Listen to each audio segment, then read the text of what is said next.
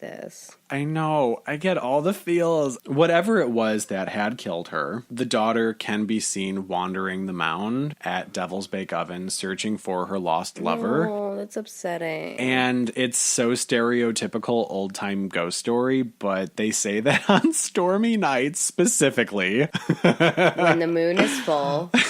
I can't believe that that's part of this, but yeah. Oh, of course it is. Oh my goodness. On stormy nights specifically, it's said that she unleashes screams and wails of agony and longing that can, quote, shatter even the bravest man's spirit. Oh, that's really sad. Yeah. Okay, well, you know what? You're kind of onto something because this is the last stop on our super spooky tour of Egypt, and it is the ghost of Mr. Leakey. Leakey? Yes. Okay. Also, Mr. Leakey was one of the early settlers of McLeansboro, Illinois. He had even given his name to a creek which runs through the city. By all accounts, he was a well-liked man who was known to be simple and uninterested in material goods. Which is the way you should be. Exactly. Wanting a more permanent abode, he began construction on a cabin on the west side of Leakey's Creek. For the most part, the cabin was almost completely finished, aside from the clapboards Leakey had been fashioning from an oak tree he had cut down. Some locals had spotted him working hard one evening, and he had been working quickly on the cabin as he had hoped to finish construction on it the next day. That's how close he was.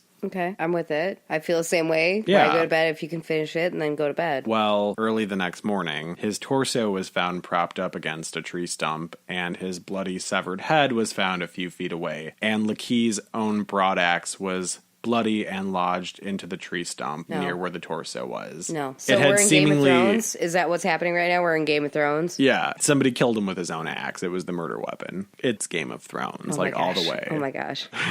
So it was a mystery to the townsfolk why anybody would ever have wanted to harm him. As like I said, he was well liked and he didn't have a fortune to speak of. There wasn't really a whole lot to gain from killing him. Authorities at the time conducted an investigation, but his murderer was never discovered. Are you angry? So we have two cold cases, except for yours is like hundreds of years old. Leakey was buried adjacent from his never completed cabin. And the following evening, two men who had been riding their horses back from a trip to the Wabash River were passing Leakey's cabin. It was just then that they were joined on their ride by are you ready for it? I mean, I am. They were joined by a headless horseman riding a giant steed. Oh my God. It was just a big, muscular black horse. And the headless specter chased the two men into the stream, where it turned and began galloping downriver, disappearing into the mist. He was just like, no, you got to the thing. I'm done. Oh my goodness. I love a headless horseman. I also do.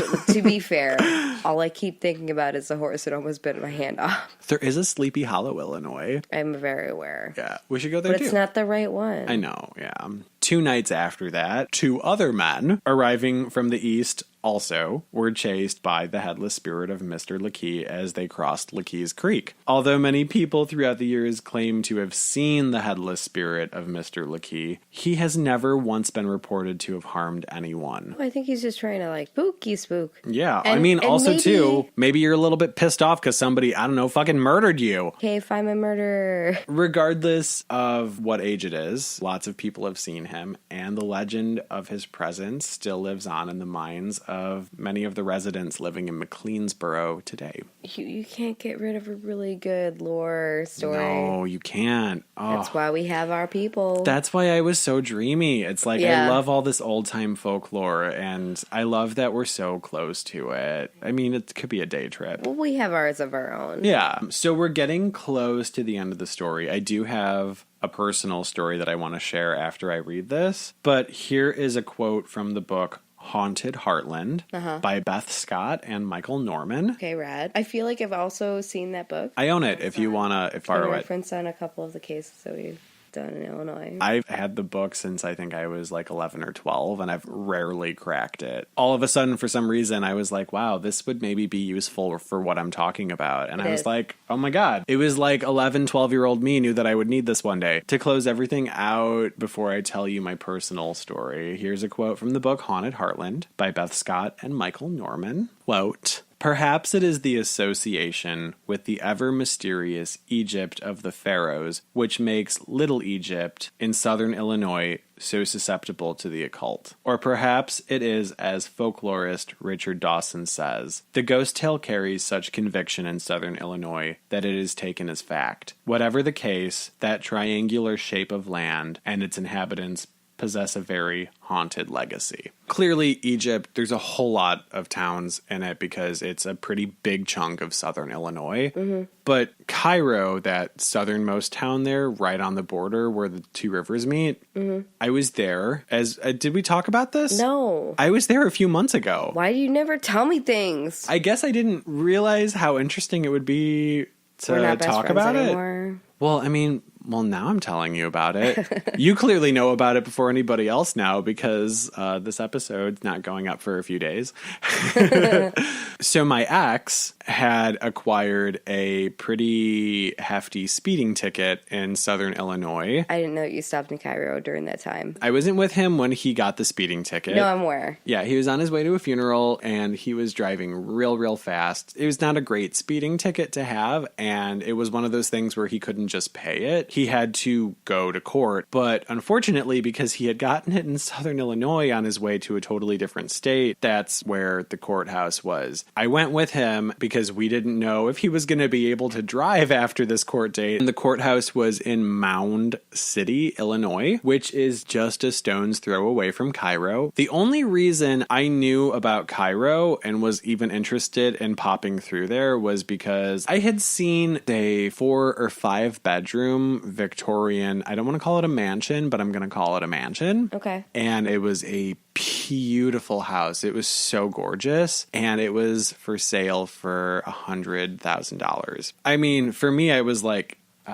big spooky old Victorian house for $100,000. Clearly it's got to be haunted or something, right? I was just like, I mean, I think I could get that money together. Your down payment doesn't have to be that much, right? I could make it happen. Like, I don't know what I would do for work in this town, but like I could build an Etsy shop. So I was looking at it and I was like, where is this place? And it said Cairo, Illinois. And I didn't know what Cairo was. I brought it up casually in conversation with my ex, and my father was there too. And I was met immediately with, do you know about Cairo, Illinois? And I was like, no, that's clearly why I'm asking you. I've never heard of it before. And they were like, it's a ghost town. That sounds amazing. And they were like, no, but it's not like a good one. It's a really beat up, really worn down town. And I guess now it makes sense why this beautiful house was so cheap. When we had gone for court at Mound City, which has a population of like 2,000 people, I think, I made it a point. I was like, listen, we came all the way down here. I was real good and I accompanied you. We're making a stop in Cairo because we're 5 minutes away from it. And I had a whole bunch of black and white film with me. And I had my SLR camera with me that day. Mm-hmm. So we drove through Cairo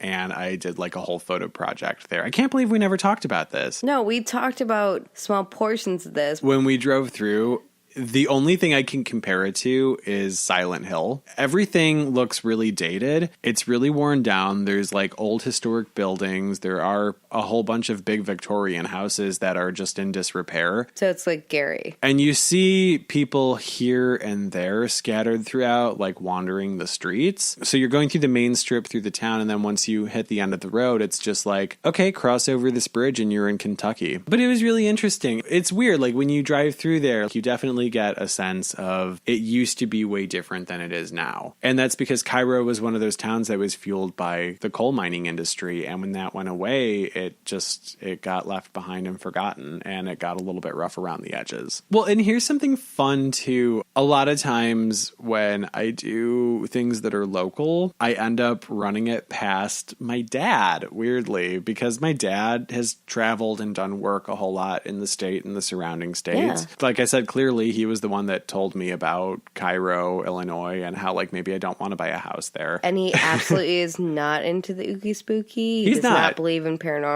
Not at all. But he had told me, and I guess I wasn't here for this conversation, or I just didn't care because I was like a small child. But he said that one of the first few times that my family had gone to Arizona to visit Sedona, You know, in Sedona, they're all about the vortexes. We went out there and locals say that vortexes are a really big deal there. That's why there's so much spiritual energy, and it has a lot to do with the limestone. Apparently, my father had this whole discussion with a gentleman who was a tour guide of ours while we were out there. And when my father had said that we were from Illinois, the man had said, "Oh, really? Well, have you been to Southern Illinois by the mounds?" And my dad was like, "I mean, yeah, I've been to Southern Illinois a whole bunch of times. I have family in Southern Illinois." And the guy told him, he's like, "Well, you know that Southern Illinois, like, people that come here to visit us because they're drawn by the vortexes and they want to come out here and experience something, a lot of them also go to Southern Illinois because those mounds are burial mounds. And there's also a whole lot of energy there. So there's a whole lot of draw for people visiting Southern Illinois, apparently, if they're thrill seekers or if they're into the paranormal because of the burial sites." That could extend to St. Louis as well. Where, Exactly. Yeah, where they have mounds as well. It's not exclusive to Illinois, yeah. But yeah, so that was my story. And I hope that you liked it. And I hope it was interesting enough. Because I know that, like, a lot of times, like Whitney, like, you really hate my stories.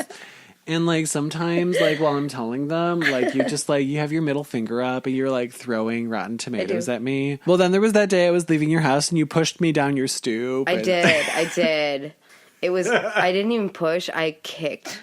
I kicked at the back of his knee, like you should. Okay, so you did true crime, though. So you have to lead us out now with a cheers. But I was going to say I was really excited about your story. I was entranced. Good. I'm happy that you felt a little bit of what I felt. It was super fun. Because I did true crime, and because oftentimes through true crime we have to try to remedy it. We're going to do a cheers. Great. More alcohol in my body. Yes. We don't care what you cheers us with as long as it's not water. Because it's bad luck. So cheers us with a sandwich. Anything. Some oolong tea. Do it. To the holidays. All 365 of them. Cheers, bitch. And if you want to be a sassy little honey badger and cheers with us on social media, we have a few different outlets for you to contact us through. We are on Instagram at Shots in the Dark Podcast. You also can send us an email. So we're shotsinthedarkpodcast@gmail.com. Drop us a line, girl. Do it. We also have a Twitter, and sometimes we remember to post things on our story on Snapchat at ShotsInTheDarkP. In addition to those, you can find us on Facebook at Shots in the Dark Pod. We also have Patreon at Shots in the Dark Podcast. Obviously, you can find us there. It helps us to continue what we're doing right now and researching the manner of which we do, as well as to support the community, not only in podcasting, but also to make efforts to help charities as well. Yeah, and I don't know that we've ever really talked about this on the podcast. Our Patreon, and this is something we feel very strongly about, is not for us to really profit from and line our pockets with. Our Patreon we feel very strongly about, and we really want people to support because, of course, it helps us to pay for our content hosting fees. And it helps us to regain some of the costs that we've already funneled into our equipment, but then also invest in better equipment, which will make our sound better and not assault your ears. But the thing that we're the most proud of is that we hope to be at a point at some time in the future where we can take some of our Patreon funds and we can start supporting other podcasts on Patreon with it. And things that should be a bigger deal. Right. And not only other podcasts, but also causes. So, with that all being said, from both of us here at Shots in the Dark Podcast, we hope we've left you shaken. Not stirred. Bye. I mean, I guess bye. Bye.